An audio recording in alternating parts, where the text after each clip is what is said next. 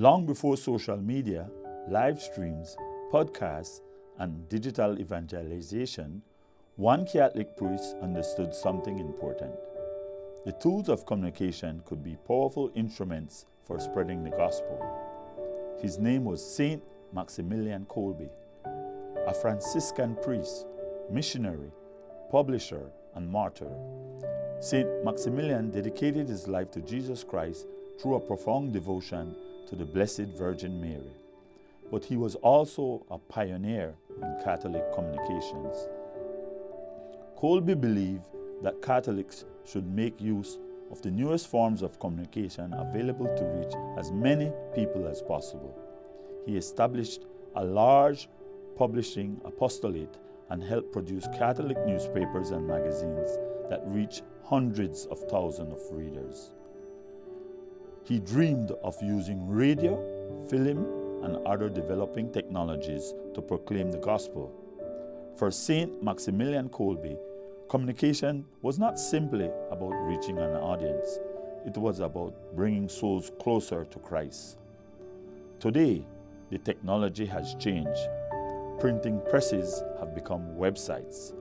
Radio has expanded into podcasts and live streams.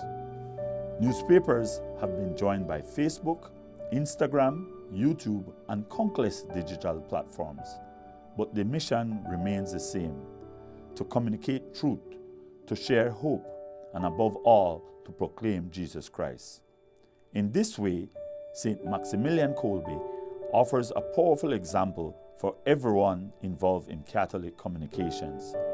He reminds us that technology itself is only a tool.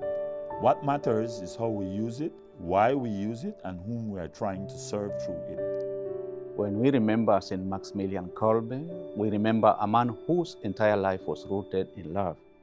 A love for Jesus Christ, love for the Blessed Virgin Mary, and love for his brothers and sisters.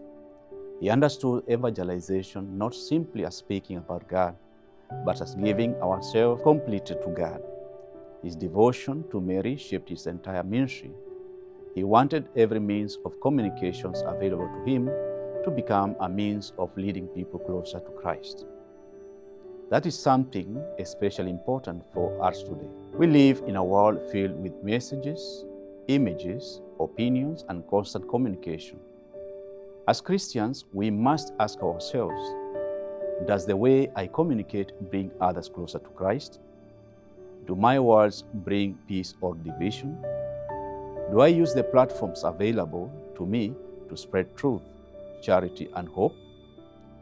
Saint Maximilian Kolbe reminds us Christians, communication must always begin with love.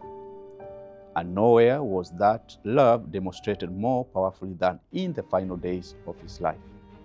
During the Second World War, St. Maximilian Kolbe was arrested by the Nazis and eventually imprisoned at Auschwitz. When a prisoner escaped from the camp, 10 men were selected to die by starvation as punishment. One of those men cried out for his wife and children. Then something extraordinary happened. Maximilian Kolbe stepped forward. He volunteered to take that man's place. A priest, a prisoner, a man who could have remained silent.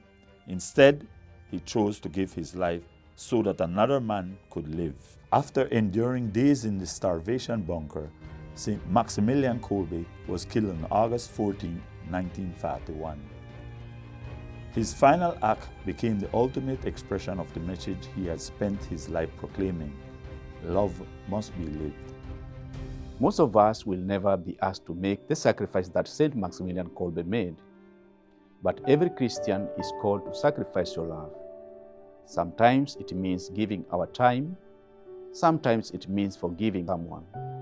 Sometimes it means putting another person's needs before our own. Sometimes it means having the courage to speak the truth with love.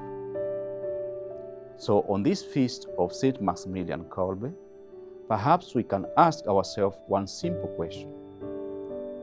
What does sacrificial love look like in my life? And for those of us who communicate the gospel, whether through a microphone, a camera, a parish Facebook page, a live stream, a conversation, or simply the witness of our daily lives, may we ask, how can I use my voice to bring someone closer to Christ? Saint Maximilian Kolbe, patron saint of amateur radio operators, journalists, drug addicts, political prisoners, families, and prisoners. Pray for us.